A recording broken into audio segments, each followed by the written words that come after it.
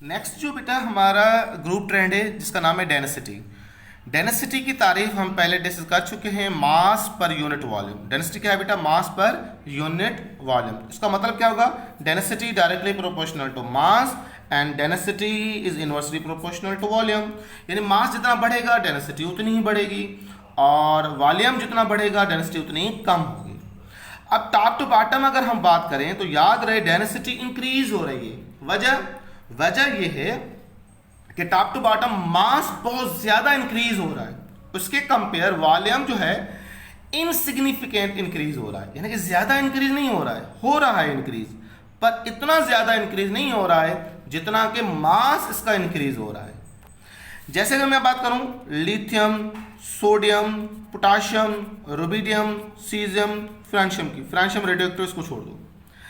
अब अगर मैं बात करूं lithium with respect of sodium, तो जाहिर बात है which is the more denser, obviously sodium is more denser, बस में आ गई।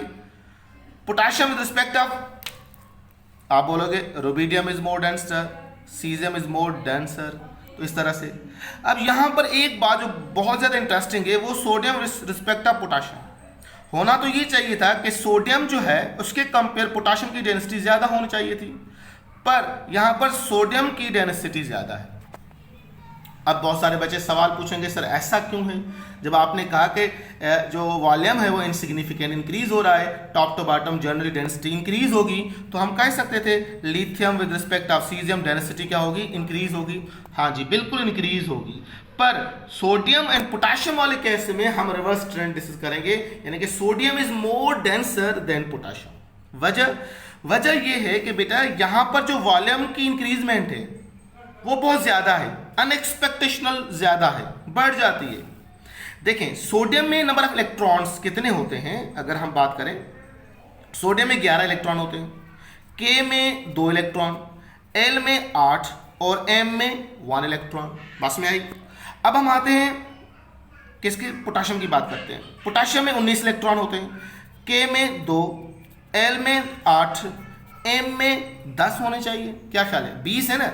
हम क्लास 9th में पढ़ चुके हैं जिसकी जितनी कैपेसिटी होती है उस हिसाब से हम इलेक्ट्रॉन रखते हैं। हम कम रख सकते हैं, ज्यादा नहीं रख सकते हैं। अब एम में 10 इलेक्ट्रॉन तो रख सकते हैं, क्या ख्याल है? रखना भी चाहिए क्योंकि इसकी कैपेसिटी है, पर क्या हम 10 रखते हैं? नहीं, हम इसकी इलेक्ट्रॉन कॉन्फ़िगरेशन करते हैं, एम में 8 रखते हैं, एन में जो है वो हम 1 रखते हैं। यही कॉन्फ़िगरेशन है 19 के, 2 8 8 1, यही रखते हैं 2 8 8 1। तो इसका मतलब अनएक्सपेक्टेशनल इसका वॉल्यूम बढ़ जाता है, यानी कि 3 शेल्स होने चाहिए थे पर ये 4 शेल ऑक्यूपाई कर रहा है, जिसकी वजह से इसका हुजूम जो है अनएक्सपेक्टेशनल इसका बढ़ रहा है, जिसकी वजह से इसकी डेंसिटी भी जो है वो क्या है बेटा? डिक्रीज हो रही है, क्योंकि वॉल्यूम से डेंसिटी क्या है बेटा? Inversely proportional. अब यहां देखें 0.53 कम है, 0.97, ये जो 67 है ना बेटा, ये सिंटेक्स की एरर है, इसको करेक्शन कीजिएगा। जो पुराने स्टूडेंट्स हैं उनको मैं करेक्ट करवा चुका हूं, जो नए स्टूडेंट्स हैं बेटा वो इसको करेक्ट कर दीजिए। ये 0.67 गलत है, 0.97 इसका एक्चुअल वैल्यू है। एक्चुअली सिंटेक्स में एरर है, यानी कि ये 6 जो है वो इन्होंने इनवर्स लिखा हुआ है, 6 कर दिया है इन्होंने, एक्चुअली ये 9 था, 97 होना चाहिए था, ये 97 है ग्राम पर सेंटीमीटर क्यूब। और जबकि इसकी डेंसिटी 0.86 है, तो सोडियम 97 86, तो जाहिर बात है 97 इज ग्रेटर देन 86, बात में आई। तो sodium is more denser then potassium. तो इस हिसाब से यहां पर आपको थोड़ी चेंज मिलेगी, बाकी same top to bottom increase है, और फिर लेफ्ट राइट क्या है बेटा? इंक्रीज है। Lithium with respect of beryllium की डेंसिटी ज्यादा होगी क्योंकि इसका मास ज्यादा है और वॉल्यूम तो और ज्यादा कम हो रहा है। इस हिसाब से from top to bottom density क्या होगी? इंक्रीज होगी, 1.74 फिर 2.54, तो इस हिसाब से left right increase, top to bottom decrease होगी। बस इंटी टेस्ट में ये की पॉइंट्स आपको नोट कर दें, sodium is more denser then potassium. उसके बाद नेक्स्ट ट्रेंड है हमारा बेटा, आसान ट्रेंड है मेल्टिंग एंड बॉइलिंग पॉइंट का। याद रहे बेटा इसमें चूंकि मेटेलिक करेक्टर पाए जाते हैं, और मेटेलिक करेक्टर जो है याद रहे बेटा मेटेलिक बॉन्ड फॉर्मेशन करते हैं, और मेटलिक बॉन्ड में जितने वैलेंस इलेक्ट्रॉन ज्यादा होंगे मेटल इलेक्ट्रॉन्स कैपेसिटी उतनी ही ज्यादा होगी, ऐसा ही है ना बेटा। Metal electron capacity with respect of metallic bond उतना स्ट्रांग होगा। तो alkali and alkaline earth metal दोनों में कंपेयर किया जाए तो दोनों सॉफ्ट मेटल होते हैं बेटा। फर्स्ट ए सेकंड ए की बात की जाए तो first A more soft nature than second A, lighter होते हैं तो इसकी इतनी ज़्यादा जो है बॉइलिंग पॉइंट या मेल्टिंग पॉइंट नहीं होती है कंपेयर टू डी ब्लॉक के।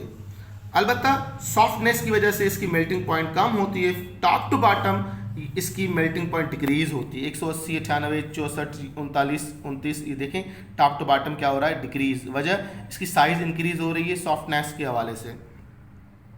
और same for here, top to bottom melting boiling point क्या होगी, डिक्रीज होगी।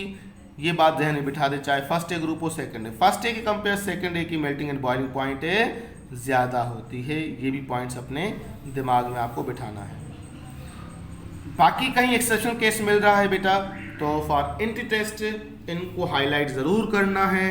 बाकी जनरली जो हम ग्रुप ट्रेंड बात करते हैं, देखें बेटा मैं पहले भी एक्सप्लेन कर चुका हूँ, these are the practical values, और प्रैक्टिकल वैल्यूज़ जो है आपको इस हिसाब से याद करने हैं। यहाँ पर जिनकी एक्सप्लेनेशन मिलती है हम उनको एक्सप्लेन करते हैं, जिनकी एक्सप्लेनेशन नहीं होती हम सिंपली कहते हैं कि ये वैल्यू एक्सेप्शनल केस है, तो उस हिसाब से आपको याद करना पड़ेगा। बाकी जहाँ ग्रुप ट्रेंड सीक्वेंस में मिल रहा है वहाँ पर वैल्यूज़ को याद करने की ज़रूरत नहीं है। तो this is all about group trend. उसके बाद केमिकल प्रॉपर्टीज़ है बेटा जो हम नेक्स्ट लेक्चर में डिस्कस करेंगे। अपना ख्याल कीजिएगा बेटा। अल्लाह हाफिज़।